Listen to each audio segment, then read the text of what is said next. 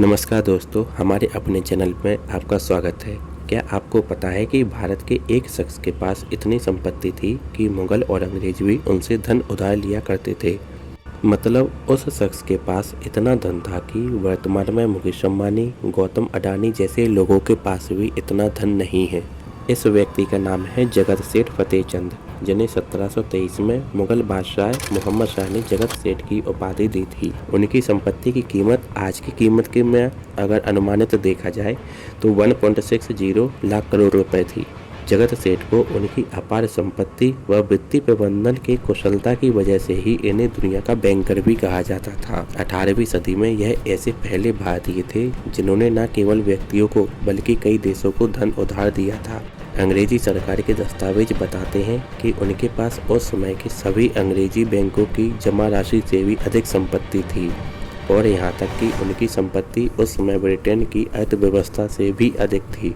उन्होंने अंग्रेजों के साथ साथ फ्रांसीसियों और पुर्तगालियों को भी अधिक मात्रा में पैसा उधार दिया था। इस बात से आप उस आदमी के अमीर होने का अंदाज़ा लगा सकते हैं। क्या आपको पता है कि कांग्रेस का चुनाव चिन्ह पहले 2 बैल हुआ करते थे, हाथ का पंजा नहीं था, और भाजपा का चुनाव चिन्ह जलता हुआ दीपक था, न कि कमल का फूल। 1952 से 1969 तक कांग्रेस का चुनाव चिन्ह 2 बैल थे।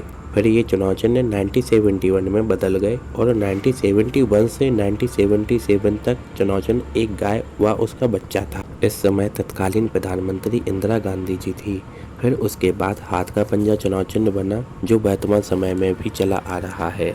इसी तरह 1951 से 1977 तक भाजपा का चुनाव चिन्ह एक जलता हुआ दीपक था। इस समय भाजपा जनसंघ के नाम से जानी जाती थी। इसके बाद 1977 में भाजपा का चुनाव चिन्ह हलदर किसान हो गया, जो 1980 तक ही रहा। 1980 में पार्टी का चुनाव चिन्ह बदलकर कमल का फूल हो गया, जो वर्तमान समय में भी चला आ रहा है। क्या आप इससे पहले ये फैक्ट जानते थे?